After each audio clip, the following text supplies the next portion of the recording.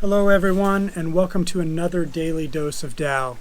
You're joining me today from the Carefree Valley on Mount Wudang, and it's a rainy day, and it's going to rain here for about another week.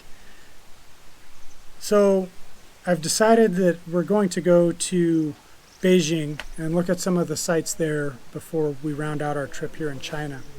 But before I leave Mount Wudang, I wanted to discuss something very pertinent for you. Which would be chapter 47 of the Tao Te Ching. Many of you follow me on social media, and you've seen some beautiful pictures of what's here at Mount Wudang. And I don't want you to get the impression that in order to understand the Tao, you have to come someplace like Mount Wudang in order to do it. So today I'm going to cover chapter 47 of the Tao Te Ching. So what does chapter 47 say? Well, it says, "Venture not beyond your doors to know the world.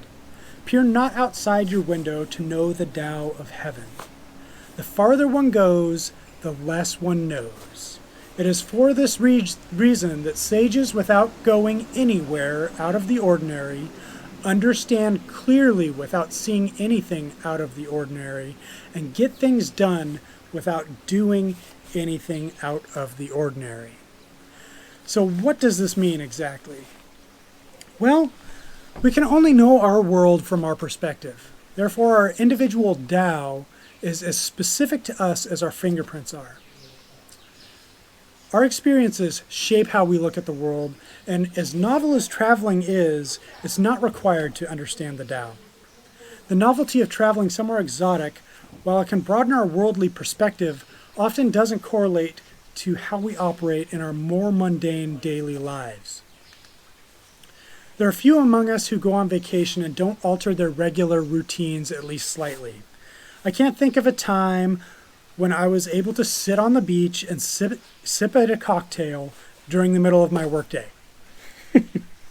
With that in mind, the practice of finding, understanding, and embracing our Tao happens where we live most of our lives, at home.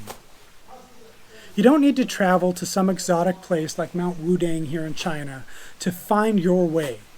You just need to look at your life where you are, assess your actions, relationships, and values, and start defining how you want to follow the Tao. It is in participating fully in the roles that define our lives and relationships that we have that we achieve harmony with the Tao.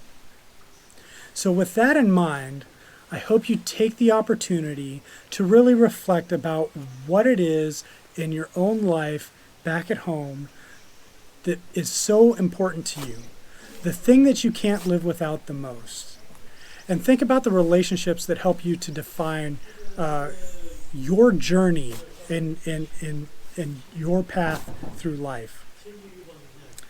When you do those two things, you'll be following your Tao, and you won't have to come to China to find it. At any rate, thank you for joining me for another Daily Dose of Tao, and I look forward to speaking with you again soon. Goodbye.